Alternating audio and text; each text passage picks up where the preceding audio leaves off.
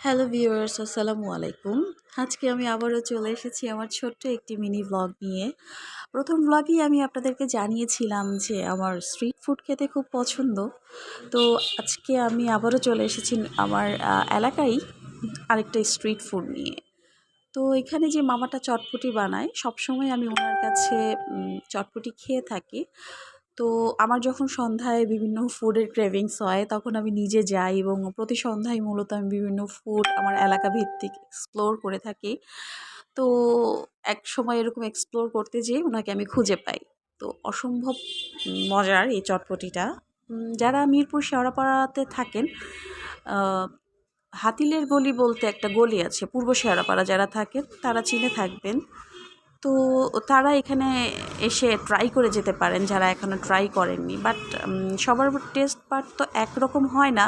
But আমার ওনার চটপটিটা আসলেই খুব মজা লাগে এবং আমি সবসময় খাই এবং ওনার চটপটিটা বেশ গরম থাকে যখনই উনি এটা সার্ভ করে। বেশ গরম থাকে এবং ওনার খাবারগুলোও যথেষ্ট ফ্রেশ। মানে অন্যান্যদের তুলনায় দেখা গেছে যে কিছু অনেক সময় বাসি একটা স্মেল থাকে বা একটা অন্যরকম না, ওনার প্রতিটা জিনিসই অনেক ফ্রেশ থাকে এবং ওনার ব্যবহারও খুব ভালো। তো দেখলেই বুঝতে পারবেন যে উনি কত যত্ন করে কত সুন্দর করে জিনিসটা সার্ভ করে। হাইজিনিক থাকারও চেষ্টা করে, যথেষ্ট চেষ্টা করে। আমার ওনার হাতে চটপটি ফুচকা দুটাই ভালো লাগে, তবে আজকে আমি ওনার হাতের চটপটিটাই খেয়েছি। তো ভ্লগটি আপনাদের কেমন লাগছে তা আমাকে অবশ্যই কমেন্টস করে জানাবেন। আর আপনারা আমার কাছ থেকে কী ধরনের ভ্লগ দেখতে চান অবশ্যই কমেন্ট করে জানাতে পারেন অথবা সাজেস্ট করে জানাবেন।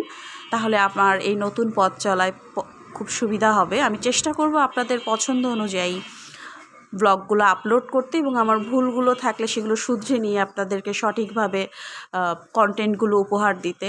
পাশে থাকার জন্য অসংখ্য ধন্যবাদ সবাইকে।